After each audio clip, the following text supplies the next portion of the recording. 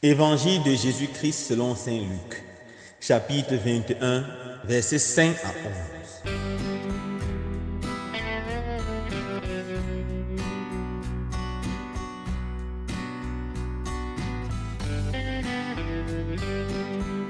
En ce temps-là, comme certains parlaient du temple, des belles pierres et des ex-voto qui le décoraient, Jésus leur déclara: ce que vous contemplez, des jours viendront où il n'en restera pas pierre sur pierre, tout sera détruit.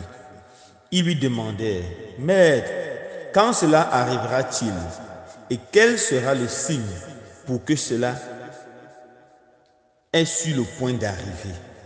Jésus répondit: Prenez garde de ne pas vous laisser égarer, car beaucoup viendront sous mon nom et diront: c'est moi, ou encore: le moment est tout proche. Ne marchez pas derrière eux.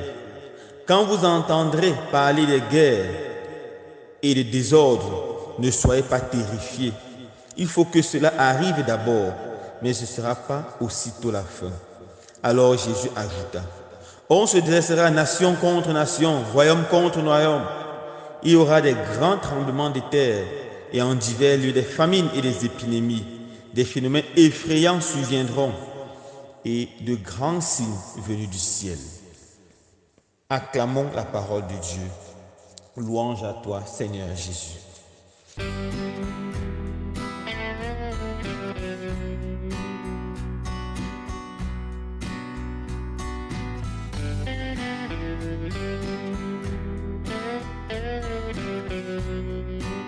Chers frères et sœurs bien-aimés, depuis hier, nous sommes en train de méditer le chapitre 21 de l'Évangile selon saint Luc. Et ce chapitre 21 fait partie de ce que nous appelons la littérature apocalyptique, qui nous parle de la fin du temps. Et comme je l'ai déjà dit, cette littérature nous invite à ne pas prendre les choses de façon littérale, mais comprendre tout le langage imagé. Un langage imagé qui nous aide à réfléchir sur la fin du monde, qui nous aide à réfléchir sur la fin de notre monde, sur notre monde. Aujourd'hui, Jésus arrive à Jérusalem et de loin, il contemple le temple qui était un chef-d'œuvre tellement beau, avec les marbres, avec la décoration, avec de l'or un peu partout. Le temple de Jérusalem était la gloire des Juifs. C'était la plus belle réalisation en ce temps. Beaucoup d'écrivains païens témoignent de la beauté de ce temple, de la grandeur de ce temple, de la splendeur de ce temple. Alors pendant que les disciples admirent le temple, Jésus regarde le temple, secoue la tête et leur dit: un jour viendra, il ne restera pas pierre sur pierre, tout cela sera détruit. Pour les Juifs, cette parole de Jésus, ou mieux encore cette prophétie qui peut sembler une prophétie de malheur, est blessante. Mais comment est-ce que le temple de Jérusalem peut être détruit? Mais comment est-ce que le temple de Jérusalem qui contient la gloire de Dieu, la splendeur de Dieu peut être détruit? Pour les Juifs, cela semblait une folie. Mais effectivement, cela s'est réalisé quelques années après la mort de Jésus. Autour de l'année 70, les Romains ont fait un siège et ont totalement détruit le temple de Jérusalem. Et jusqu'à ce jour, ce temple n'a pas été reconstruit. La prophétie de Jésus était bien. Alors mes frères et sœurs bien-aimés, comment comprendre ce texte et l'appliquer à notre vie d'aujourd'hui? Les Juifs avaient mis leur gloire dans le temple. Le temple pour eux c'était tout. Le temple était déjà devenu pour eux même une idole. Le temple dépassait Dieu, alors que le temple devait être simplement le signe de la présence de Dieu au milieu d'eux. C'est pour ça qu'au lieu d'adorer Dieu, respecter les préceptes de Dieu, les préceptes de l'amour de Dieu et de l'amour du prochain, ils se contentaient de faire des grands sacrifices et des grandes liturgies au temple. Le temple est devenu une idole au lieu d'être le lieu qui devait les construire à Dieu. Dans notre vie, nous avons des choses que nous aimons, que nous admirons. Ça peut être sur le plan personnel, ça peut être sur le plan familial ou même sur le plan national. Des choses belles, des choses qui nous ont coûté cher de construire et de bâtir, des choses qui progressivement sont devenues nos idoles.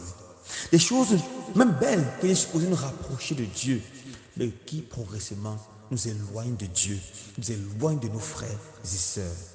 Alors Jésus aujourd'hui nous fait cette prophétie. Si nous avons construit cet temple dans nos vies, un jour viendra où il ne restera plus pierre sur pierre. Ce temple peut être pour quelqu'un son ego, son orgueil. Ce temple peut être pour quelqu'un sa richesse, ses comptes, ses nombreux comptes bancaires. Ce temple peut être pour quelqu'un ses relations, sa réputation. Ce temple peut être pour quelqu'un d'autre ses diplômes, ses nombreux diplômes. Quel est le temple sur lequel nous avons mis notre joie, notre espoir, notre espérance? Quel est le temple qui nous empêche d'adorer Dieu? Ça peut même être quelque chose de positif comme notre santé, notre famille. Mais dès que ça nous empêche d'adorer Dieu, ça devient un problème. Et la prophétie du Seigneur est claire. Un jour, il ne restera plus pierre sur pierre. Oui, frères et sœurs bien-aimés, un jour, tout ce que nous admirons sur ce monde va s'écrouler. Un jour, notre carrière va s'écrouler. Nous irons peut-être à la retraite. Un jour, ce que nous aimons, ce que nous admirons vont s'écrouler. Ils vont connaître aussi la mort, car tout homme est un être limité. Un jour, nous-mêmes, nous allons nous écrouler. Seul Jésus restera.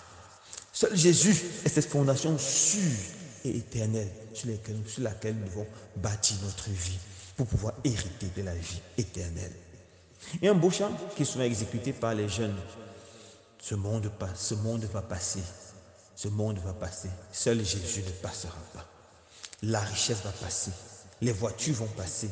Les maisons vont passer. Les amis vont passer. La famille va passer. Les relations vont passer. Même notre réputation va passer. Seul Jésus ne passera pas. Frères et sœurs bien-aimés, je vous en prie, je vous en supplie. Construisez votre vie sur Jésus, car Jésus seul est la pierre éternelle qui ne passera pas. Jésus seul est le temple éternel de Dieu. Jésus seul est celui qui va nous conduire au Père.